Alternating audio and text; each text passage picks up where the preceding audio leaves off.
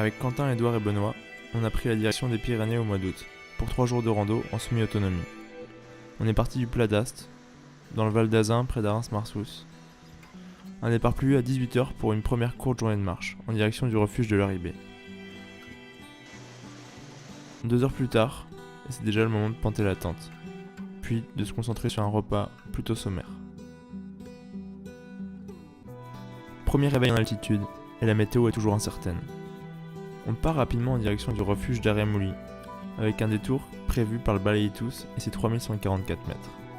Dans la matinée, on cherche un peu notre chemin, car la route n'est pas vraiment balisée. Après avoir franchi le col noir, tant bien que mal, on redescend en direction du Balaïtous. On est alors en Espagne. Malheureusement, la route est longue et incertaine. Après être monté à plus de 3000 mètres par un mauvais chemin, on profite de la vue, mais on préfère redescendre et se concentrer sur le refuge d'Arremouly. On franchit donc le col d'Arremouly et nous voilà déjà de retour en France. S'ensuit alors la dernière descente de la journée. Trouve un endroit où planter la tente, une petite baignade, et c'est l'heure de manger. Malheureusement, c'est déjà le dernier réveil en altitude, qui sonne un petit peu la fin du week-end. Mais le soleil est enfin au rendez-vous.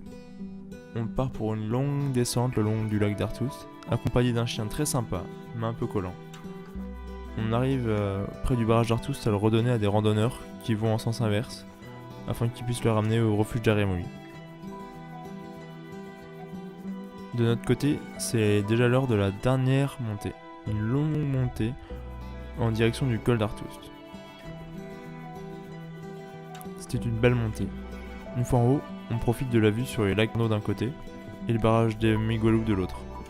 On descend assez rapidement, on croise quelques moutons, des brebis, un petit peu d'animaux sauvages, puis on part faire une pause au bord de l'eau.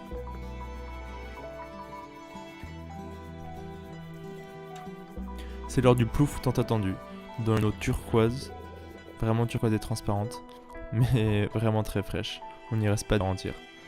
On reprend des forces pour la dernière descente du week-end. Ce qui est sûr, c'est qu'on part avec des souvenirs plein les yeux et des nouveaux projets en tête, avec de belles choses à venir.